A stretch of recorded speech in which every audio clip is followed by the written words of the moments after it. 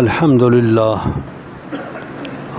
لله نحمده ونستعينه ونستغفره ونعوذ بالله من شرور أنفسنا من يهده الله فلا مضل له ومن يضلل فلا هادي له وأشهد أن لا إله إلا الله وأشهد أن محمدا عبده ورسوله أما بعد فإن خير الحديث كتاب الله وخير الهدي هدي محمد صلى الله تعالى عليه وعلى آله وصحبه وسلم وشر الأمور محدثاتها وكل محدثة بدعة وكل بدعة ضلالة وكل ضلالة في النار. أعوذ بالله من الشيطان الرجيم. الذين يحملون العرش ومن حوله يسبحون بحمد ربهم ويؤمنون به ويستغفرون للذين آمنوا ربنا وسعت كل شيء رحمة وعلما فاغفر للذين تابوا واتبعوا سبيلك وقهم عذاب الجحيم. اللهم صل على محمد وعلى آل محمد كما صليت على إبراهيم وعلى آل إبراهيم إنك حميد مجيد. حمد و ثنا مالک کائنات کے لیے بے شمار درود و سلام امام الانبیاء سید کائنات محمد الرسول اللہ صلی اللہ علیہ وسلم پر. حمد و صلوات کے بعد قرآن مقدس میں ہے اعوذ باللہ من الشیطان الرجیم اقترب للناس حسابهم وهم فی غفلۃ معرضون. انسانوں کے حساب کا وقت قریب سے قریب ترین ہو رہا ہے اور انسان غفلت میں ہے اور اعراض میں ہے. یعنی انسان جو اس دنیا میں آباد ہیں ہر انسان وہ سن لے. اللہ رب کریم فرماتے ہیں کہ تمہارا حساب قریب ہو رہا ہے. اقترب للناس حسابهم. لیکن انسان غفلت میں ہے اور غفلت میں اگر متوجہ ہوں تو بات پھر بھی بن جائے گی، لیکن یہ اعراض کر رہے ہیں. اس حوالے سے اللہ رب کریم نے ہمیں متنبہ کیا کہ ہمیں غفلت کا شکار نہیں ہونا چاہیے، اعراض نہیں ہونا چاہیے، بلکہ فکر آخرت اپنے دل میں اپنے ذہن میں بٹھانی چاہیے. فکر آخرت کا نتیجہ یہ بنے گا کہ ہم اللہ کی عبادات کی طرف اپنے آپ کو متوجہ کریں، فرائض کی ادائیگی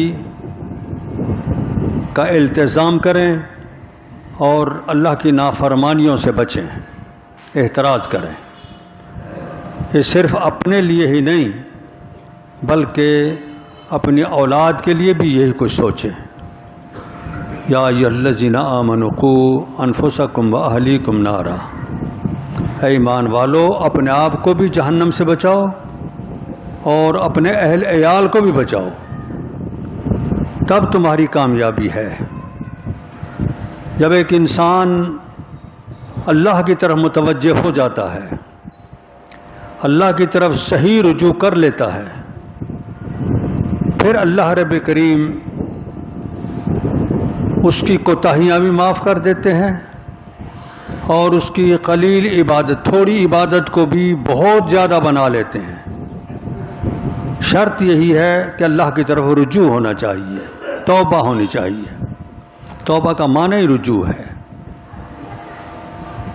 پھر اللہ رب کائنات اپنی مخلوق میں جو چیدہ مخلوق ہے، جو کبھی نافرمانی نہیں کرتے، جنہیں ہم فرشتے کہتے ہیں، ان کے ذمے بھی لگا دیتا ہے کہ ایسے ایمان والوں اور ایسے میری طرف رجوع کرنے والوں کے لیے تم دعائیں کرو. اسی دعا کا تذکر ہے اس آیت مبارکہ میں جو میں نے آپ کے سامنے تلاوت کی ہے. الذین یحملون العرش ومن حولہ.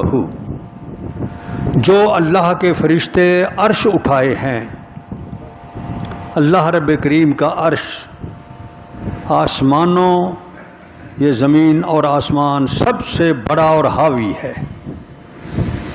اللہ رب کائنات نے زمین کو پیدا کیا، 7 آسمان پیدا کیے اور پھر عرش بنایا، اور عرش پر وہ مستوی ہے۔ کس طرح مستوی ہے اس کی کیفیت ہمیں معلوم نہیں، وہ عرش کے اوپر ہے، لیکن اس کی قدرت اور اس کا علم ہر جگہ ہے۔ وہ اس کائنات کے ذرے ذرے کو جانتا ہے۔ مثالیں دے کے فرمایا کہ جو اوپر سے ذرے نیچے آتے ہیں، جو زمین میں غائب ہوتے ہیں، جو نیچے سے اوپر جاتے ہیں، میں سب کو جانتا ہوں، حتیٰ کہ تمہارے سینے کی راز جو ہیں، جو تم اپنے دل میں چھپاتے ہو، ان کو بھی میں جانتا ہوں۔ یہ ہمارے سمجھانے کے لیے اپنی عظمت کا اظہار فرمایا۔ تو عرش ایک بہت بڑی مخلوق ہے رب کائنات کی۔ اس عرش کو اٹھانے والے فرشتے مقرر کیے ہیں۔ جس دن قیامت کا وقوع ہوگا اس دن سورہ الحاقہ میں ہے کہ 8 فرشتے اٹھائیں گے، اور آگے پیچھے کتنے ہیں یہ اللہ کے علم میں ہے۔ اس مقام پہ فرمایا الذین یحملون العرش، وہ اللہ کے فرشتے جو عرش کو اٹھائے ہوئے ہیں، ومن حولہ، اور وہ بے شمار فرشتے جو ارد گرد ہیں۔ کتنے ہیں؟ لا یعلم جنود ربک الا ھو، اللہ کے لشکروں کو وہی جانتا ہے۔ ہمیں سمجھانے کے لیے رسول اکرم صلی اللہ علیہ وسلم نے 2 مثالیں دی ہیں کہ آسمانوں کا کوئی ایک ذرہ جگہ نہیں ہے جو خالی ہو فرشتوں سے، آسمانوں کی۔ ایک اور تمثیل میں فرمایا کہ بیت المعمور ان کا قبلہ ہے، بیت المعمور کی زیارت کا ان کو حکم ہے ملائکہ کو، اور یہ کعبۃ اللہ کے عین اوپر آسمانوں پہ فرشتے 70,000 کی تعداد میں روزانہ اس کی زیارت کرتے ہیں۔ جب سے یہ دنیا بنی ہے اس وقت سے وہ اسی طرح اس کی زیارت کر رہے ہیں۔ آپ فرماتے ہیں کہ قیامت تک جو فرشتہ ایک بار اس بیت المعمور کی زیارت کر گیا پھر اس کو موقع نہیں ملے گا، کیونکہ ملائکہ کی اتنی تعداد ہے کہ وہ آتے ہی رہتے ہیں۔ یہ صرف سمجھانے کے لیے ان کی کثرت کا اظہار فرمایا۔ اس موقع پہ اللہ فرما رہے ہیں کہ وہ لوگ جو عرش کو اٹھائے ہیں، ومن حولہ، اور جو اس عرش کے ارد گرد ہیں، ان کا کام کیا ہے؟ یسبحون بحمد ربہم، تسبیح کہتے ہیں اور اپنے رب کی حمد کرتے ہیں۔ 2 بنیادی رکن میں نے کئی بار بتائے ہیں اللہ کے ذکر کے، تسبیح اور حمد ان میں اہم ترین ہے، اور لا الہ الا اللہ اور اللہ اکبر ان کے ساتھ ہے۔ تسبیح اور حمد کرتے ہیں وہ ملائکہ۔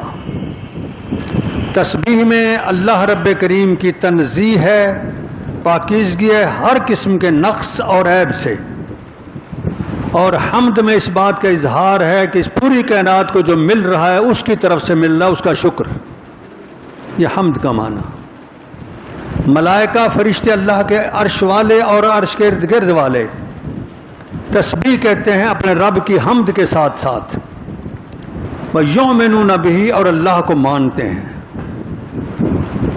انسانوں تم بھی اللہ کی تسبیح بھی کہو، حمد بھی کرو اور ایمان بھی لاؤ، 3 چیزوں کا حکم۔ اور چوتھی بات ہے یستغفرون، وہ مغفرت کی دعائیں کرتے ہیں۔ کس کے لیے؟ اپنے لیے نہیں، وہ معصوم ہیں، ان سے خطا ہوتی ہی نہیں ہے۔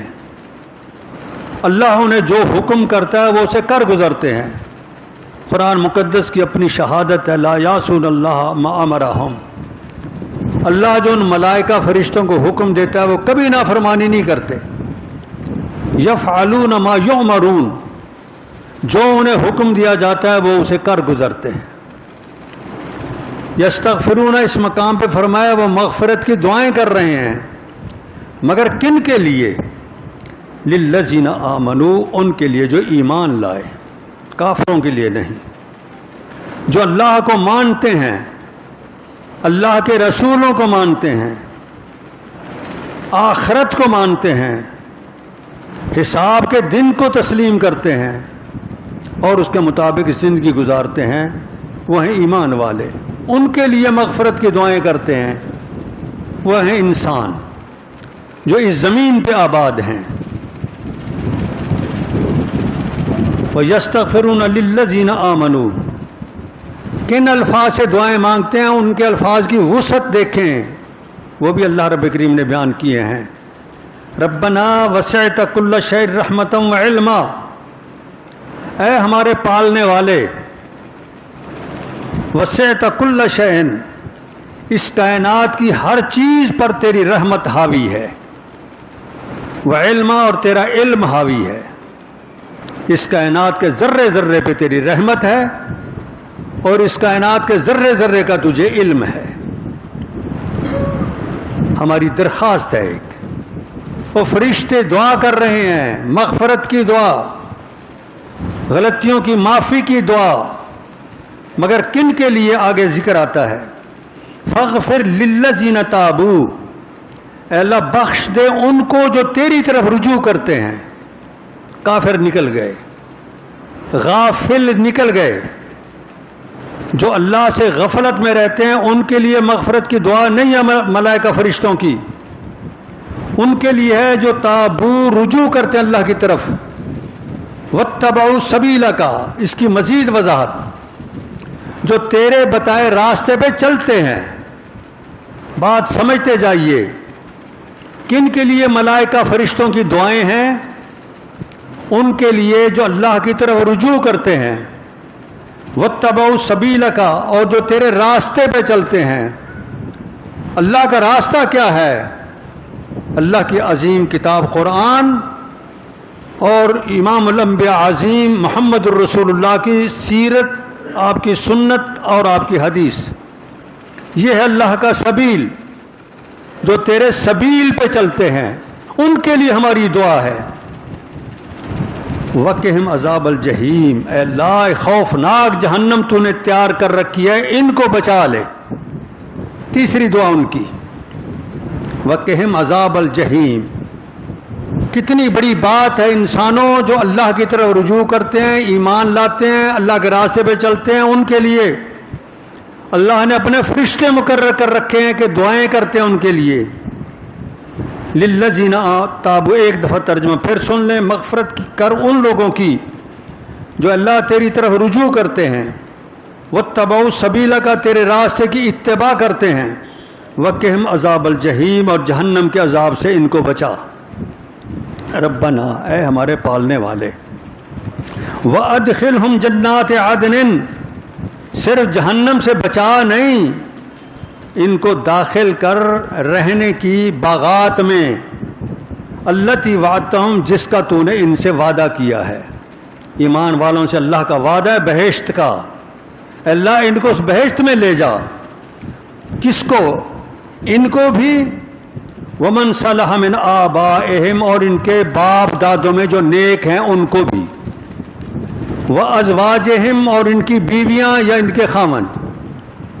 عورتوں کے لیے دعا ہے تو خامد ازواج میں، اور خامدوں کے لیے دعا ہے تو بیویاں اس میں۔ ان کی بیویوں کو بھی، ان کی اور وذریات میں ان کی اولادیں، صرف اکیلا نہ بھیج ان کو بہشت میں، ان کی بیویاں بھی ساتھ ہوں اور ان کی اولادیں بھی ساتھ ہوں۔ کیا مزے ہیں اس مقام کے جو ابد الآباد کا مقام ہے، جس میں خوشیاں ہی خوشیاں ہیں، اعلیٰ ترین خوراکیں ہیں، اس میں جو مانگو ملے گا، اور ساتھ اپنی بیویاں بھی ہیں اور اپنے بچے بھی ہیں۔ کتنا عظیم زندگی ہے ایسی میرے بھائیوں۔ کب ملے گی؟ دو شرطیں، آمنوا وتابوا واتبعوا سبیلک، ایمان لائے، اللہ کی طرف رجوع کیا اور اللہ کے راستے پہ چلے، ان کے لیے فرشتوں کی یہ دعا ہے۔ انک انت العزیز الحکیم، اللہ تو غالب ہے، تو تکڑا ہے اور تو حکمت والا ہے، سب سے غالب تو ہی ہے، تیرے ہر کام میں حکمت ہے۔ ہماری یہ درخواست ہے۔ یہ تو آخرت کے حوالے سے دعا فرشتوں کی، عرش والوں کی آپ کے لیے۔ دنیا میں رہنے کے لیے کیا دعا ہے اس کا بھی مطالعہ کر لیتے ہیں۔ قرآن مقدس ہمیں بتاتا ہے وقہم سیئات، اللہ ان کو بچا برائیوں سے۔ ہماری دعا درخواست ہے ان کو برے کاموں سے بچا، اس زندگی میں برے کام نہ کریں، کیونکہ اگر انہوں نے برے کام کیے تو پکڑے جائیں گے قیامت کو۔ اللہ ہماری درخواست ہے قہم السیئات، ان کو بچا لے برے کاموں سے دنیا میں۔ ومن تق السیئات یومئذ فقد رحمتہ، جس کو تو نے برے کاموں سے بچا لیا اس پہ تیرا رحم ہو گیا، تیری کرم نوازی ہو گئی۔ وذالک هو الفوز العظیم، ساتھیو یہ بہت بڑی کامیابی ہے، اس عظیم کامیابی کو حاصل کرنے کی کوشش کرو۔ یہ ہے پیغام اس آیت مبارکہ کا جو سورہ المومن 40ویں سورت ہے اور اس کی 7ویں 8ویں اور 9ویں آیتیں ہیں۔ آپ گھر میں جا کے قرآن پاک پڑھ اٹھائیں اور وہاں غور سے ترجمہ یہ پڑھیں۔ سورہ المومن 40ویں سورت ہے اور اس کی 7، 8 اور 9 آیات مبارکہ ہیں۔ اللہ رب کائنات نے مزید فرمایا اپنے رسول پاک صلی اللہ علیہ وسلم کو خطاب کر کے فَعْلَمْ، اے میرے پیارے جان لے یہ بات، اَنَّهُ لَا إِلَٰهَ إِلَّا اللَّهُ، سب سے پہلے اس بات کا دل میں اعتراف کر کہ اس پوری کائنات کا معبود ایک اللہ ہے، اس کے آگے جھکو، اس کی عبادت کرو، اموال کے حوالے سے، اپنی جان کے حوالے سے، اس کے سوا کسی مخلوق کی عبادت نہیں۔ لا الہ الا اللہ۔ واستغفر لذنبک، اے میرے پیارے رسول اپنے مقام نبوت میں جو تیرے سے کوتاہیاں ہو جاتی ہیں ان سے معافی مانگ۔ یہ عام انسانی کوتاہی کی بات نہیں، انبیاء عام انسانی کوتاہیوں سے معصوم ہیں۔ انبیاء کے عظیم الشان مقام میں بعض ایسے کام ہو جاتے ہیں جن سے پھر وہ درخواست کرتے ہیں اللہ کی جناب میں اللہ ہمیں معاف کر، جس طرح عفا اللہ عنک لما ذنت لہم، ایک گروہ کو آپ نے اجازت دے دی چلو میاں جاؤ تم جنگ نہ کرو، اللہ نے فرمایا اللہ نے معاف کیا آپ کو، آپ نے کیوں اجازت دی؟ لما تحرم ما احل اللہ لک تبتغی مرضات ازواجک، بیویوں کو سہلانے کے لیے آپ نے کہہ دیا میں شہد نہیں پیوں گا، کیوں فرمایا؟ یہ تو آپ نے کہہ دیا شہد نہیں پیوں گا، اس کا مقصد ہے امت کے لیے شہد حرام بن جائے؟ لما تحرم ما احل اللہ لک۔ اب اس انداز کی جو باتیں ہیں انبیاء علیہ السلام کی، یہ ان کے مقام میں تو کوتاہی ہے، عام انسانی مقام میں کوتاہی نہیں۔ جس طرح آدم علیہ السلام بھول کے وہ پودا کھا گئے تھے، یونس علیہ السلام بغیر اجازت کے ہجرت کر گئے تھے، اس انداز کی کوتاہیاں۔ واستغفر لذنبک، اپنی اس انداز کی کوتاہیوں کی بھی معافی مانگ۔ اور وللمومنین والمومنات، مومن مردوں اور مومن عورتوں کے لیے بھی استغفار کر۔ وہ تھا فرشتوں کو حکم کہ ایمان والے اللہ کے دین پہ چلنے والوں کے لیے دعائیں کریں فرشتے۔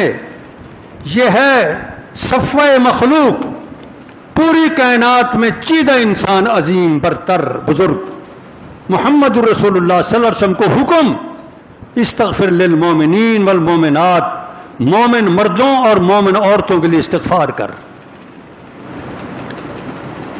اللہ رب کریم نے ایک مقام پہ فرمایا کہ یہ منافق کیوں آپ کے پاس نہیں آئے؟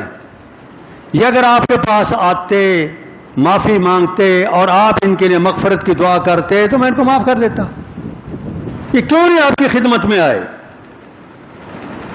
تو اب ہم کیسے جائیں اللہ کے رسول کی خدمت میں؟ آپ تو اللہ کے پاس پہنچ چکے اعلیٰ علیین میں، اب بھی ہم اللہ کے حضور جا سکتے ہیں۔ کس طرح؟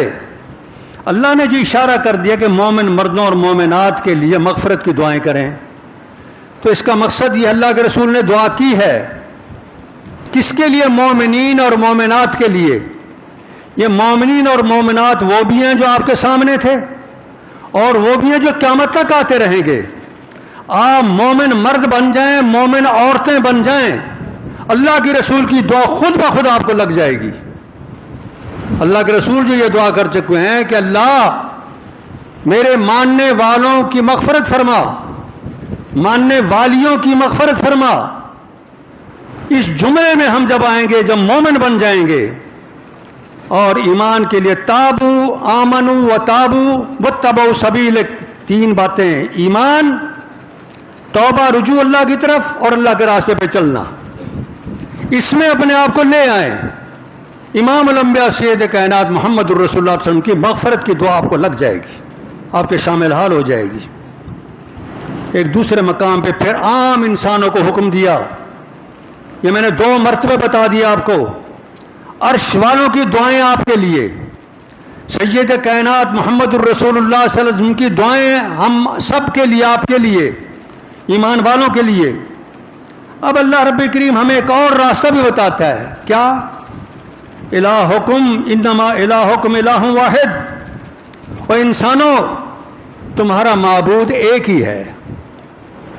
مخلوق کو معبود نہ بنانا، کسی پتھر کو کے آگے نہ التجا کرنا، کسی انسان کو مشکل کشا نہ سمجھنا، کسی درخت سے حاجت روائی نہ مانگنا.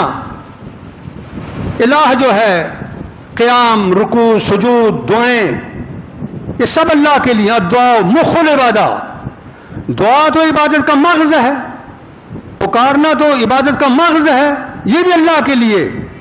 الہکم الہ واحد، تمہارا معبود ایک ہی ہے اور کسی کو معبود نہیں بنانا. فاستقیموا الیہ واستغفروہ. اب 2 حکم دیے. ایک معبود سمجھ کے، ایک کی عبادت کر کے پھر ڈٹ جاؤ، اس سے نہ ہٹو، چاہے کتنی ہی مشکلات آ جائیں، کتنی ہی بیماریاں آ جائیں.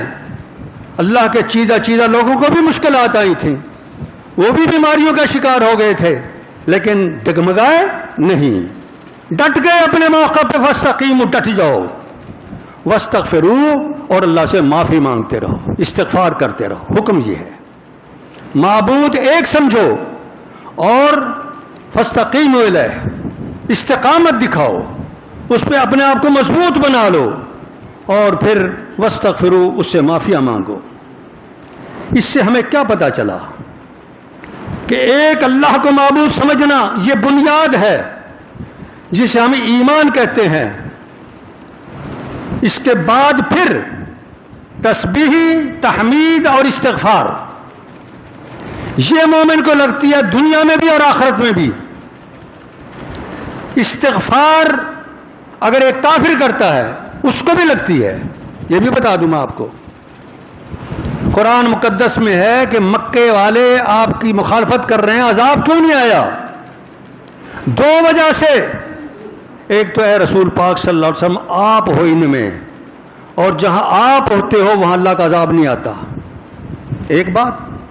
دوسری بات ہے، ان میں بہت سے لوگ اللہ سے معافیاں مانگ رہے ہیں، مغفرت کی دعائیں کر رہے ہیں، اور جو انسان اللہ سے معافیاں مانگ لیں چاہے کافر ہیں ان پہ عذاب نہیں آتا. دنیا میں کافر کو بھی فائدہ پہنچ جاتا ہے، لیکن آخرت میں صرف مومن کو فائدہ پہنچے گا جو ایمان والا ہے. آخرت میں اس کو عذاب نہیں ہوگا اس کے استغفار کے نتیجے میں. تو استغفار کا فائدہ، جو بھی انسان اللہ سے معافی مانگے فائدہ ملتا ہے. کافر کو دنیا میں ملتا ہے اور مومن کو دنیا میں بھی ملتا ہے فائدہ، اور آخرت میں بھی ملتا ہے. اسی لیے اللہ رب کریم نے ہمیں جو نماز عبادت سکھائی ہے نا، اس کے ایک ایک رکن میں استغفار ہے. ذرا اس پہ بھی کبھی توجہ دی اور وہ دعائیں یاد کرنے کی کوشش کی جن میں استغفار کے پہلو موجود ہیں. اللہ کی تعریف اور عظمت بھی ہے اس میں. ساتھ ساتھ سید کائنات صلی اللہ علیہ وسلم نے ہمیں استغفار کی دعائیں بھی سکھا دی ہیں. آئیے ذرا ایک نظر نماز پہ ڈالتے ہیں. قیام ہے نماز میں اہم ترین رکن. صحابہ کرام فرماتے ہیں یا رسول اللہ آپ تکبیر تحریمہ اور قرات کے درمیان چپ کرتے ہو، کیا پڑھتے ہو؟ آپ نے فرمایا میں کہتا ہوں اللہم باعد بینی و بین خطایا کما بعدت بین المشرق والمغرب، اے اللہ میرے درمیان اور میری کوتاہیوں کے درمیان اتنی دوری کر دے جتنا مشرق اور مغرب کی دوری ہے۔ مشرق مغرب کبھی نہیں ملتے، جس طرح ان کے مابین دوری ہے میری کوتاہیوں اور میرے اندر بھی اسی طرح دوری کر دے، میری کوتاہیوں کو صاف کر دے۔ جس طرح میلا کپڑا سفید کیا جاتا ہے، میری کوتاہیوں کی جو گرمی ہے اس حرارت کو ٹھنڈے پانی سے دھو دے تاکہ اس میں ٹھنڈک پیدا ہو جائے۔ یہ دعا ہے مکمل، اللہم باعد بینی و بین خطایا، یہ قیام میں استغفار کی دعا۔ پھر رکوع میں چلے گئے، رکوع میں سبحان رب العظیم اللہ کی عظمتوں کے اظہار کے ساتھ سیدہ عائشہ رضی اللہ تعالیٰ عنہ فرماتی ہیں کہ جب اذا جاء نصر اللہ والفتح ورأیت الناس يدخلون فی دین اللہ افواجا فسبح بحمد ربک واستغفرہ، تین حکم دی اللہ نے، اللہ کی تسبیح ہے، اللہ کی حمد کر اور استغفار کر۔ ان تینوں باتوں پہ عمل کیا آپ نے رکوع میں اور سجدے میں۔ سبحانک اللہم ربنا و بحمدک اللہم اغفر لی، یہ دعا یاد کریں، رکوع کی دعا اور سجدے کی دعا۔ سبحانک اللہم ربنا و بحمدک اللہم اغفر لی، تو یہ رکوع میں بھی مغفرت کی دعا آ گئی۔ قوما میں اٹھتے ہیں، سمع اللہ لمن حمدہ ربنا لک الحمد، یہ عام کہا جاتا ہے، رب کی حمد بھی ہے اور اللہ کا یہ فرمان بھی ہے کہ میں نے تمہاری اس حمد کو سن لیا۔ حمدن کثیرن طیبن مبارکن فی، یہ بھی آتا ہے۔ اللہم لا مانع لما اعطیت ولا معطی لما منعت ولا ینفع ذا الجد منک الجد، اس میں درخواست کا پہلو موجود ہے۔ اللہ جو آپ کسی کو دینا چاہیں اسے کوئی روک نہیں سکتا، اور جس کو روک دیں اسے دے کوئی نہیں سکتا۔ یہ بڑی ساری لمبی دعا ہے، میں نے ساری نہیں پڑھی، یہ بھی دعا یاد کریں۔ اس میں بھی استغفار کا پہلو آ گیا، اپنی کوتاہیوں کی معافی آ گئی۔ لا مانع لما اعطیت ولا معطی لما منعت میں گویا درخواست ہے کہ تو مجھے دے اور میرے سے شر کو ہٹا، کہ جسے تو دیتا ہے اسے کوئی روک نہیں سکتا، جس سے تو کوئی چیز روک لیتا ہے اس کو کوئی دے نہیں سکتا۔ اور پھر بین السجدتین، سجدے کا میں نے بتا دیا آپ کو، اور دو سجدوں کے درمیان دو دعائیں منقول ہیں، رب اغفر لی، رب اغفر لی، مسند احمد، سنن نبی داود، سنن نسائی، تین حدیث کی کتابوں میں یہ دعا ہے کہ رسول اکرم صلی اللہ علیہ وسلم ایک سجدے کر کے جب اٹھ کے بیٹھتے نا اس میں رب اغفر لی، رب اغفر لی، رب اغفر لی پڑھتے تھے۔ جامع ترمذی کی ایک روایت میں ہے اللہم اغفر لی ورحمنی وہدنی وعافنی ورزقنی وجبرنی، یہ دعا الفاظ کے آگے پیچھے کے ساتھ یہ منقول ہے رسول اکرم صلی اللہ علیہ وسلم سے۔ اس میں مغفرت کی دعائیں ہیں ساری۔ اب ہے قاعدہ، یہ اہم ارکان ہیں، قیام، قوما، پھر قیام، رکوع، سجدہ، بین سجدتین، پھر سجدہ، اس میں مغفرت کی دعائیں۔ التحیات ہے اس میں اللہم انی ظلمت نفسی ظلما کثیرا ولا یغفر الذنوب الا انت فاغفر لی مغفرۃ من عندک وارحمنی انک انت الغفور الرحیم، یہ مغفرت کی دعا ہے۔ پوری نماز میں اللہ کی حمد و ثنا کے ساتھ ساتھ اللہ کی تعظیم، تسبیح اور تحمید کے ساتھ ساتھ اپنے لیے مغفرت کی دعائیں بھی ہیں پوری نماز میں، چاہے قیام ہے، چاہے قوما ہے، رکوع ہے، سجود ہے، قعدہ ہے، لیکن انہیں ہمیں یاد کرنا چاہیے تاکہ ہم اس سے محروم نہ ہو سکیں۔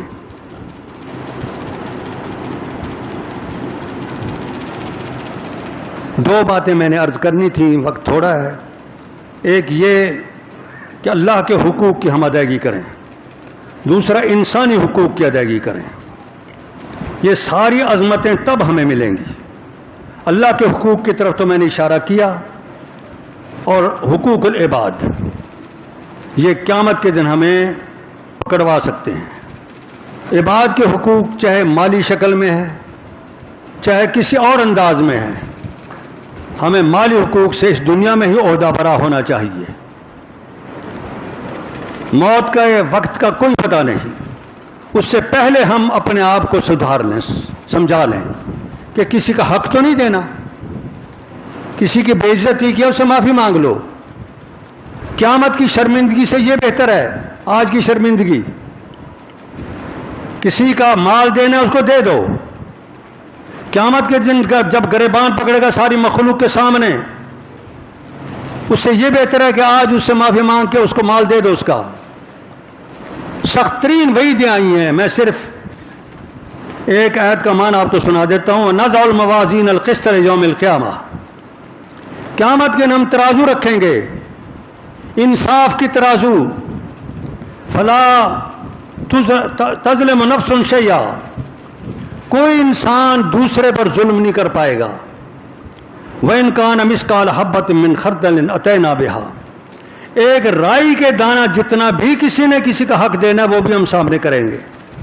وَكَفَى بِنَا حَاسِبِينَ، اور ہم حساب لینے والے خود کافی ہیں، ہمیں پتہ ہے سارا، تمہارا حساب ہم ذرے ذرے کا لے لیں گے۔ لہذا انصاف کی ترازویں قیامت کے دن لگیں گی، اس میں پکڑے نہ جائیں، اس کا حساب آج کر لیں۔ یہ ہے دوسرا پیغام حقوق اللہ کے بعد حقوق العباد کا۔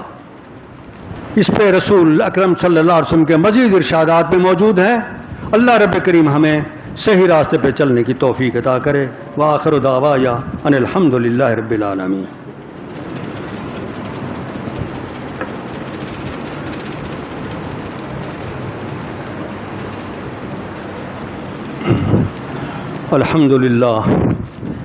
الحمد للہ نحمده ونستعینه ونستغفره ونعوذ باللہ من شرور انفسنا من يهده الله فلا مضل له ومن يضلل فلا هادي له واشهد ان لا اله الا الله واشهد ان محمدا عبده ورسوله اما بعد فان خير الحديث كتاب الله وخير الهدي هدي محمد صلی اللہ تعالی علیہ وعلی آلہ وصحبہ وسلم وشر الامور محدثاتها وکل محدثۃ بدعہ وکل بدعۃ ضلالہ وکل ضلالۃ فی النار۔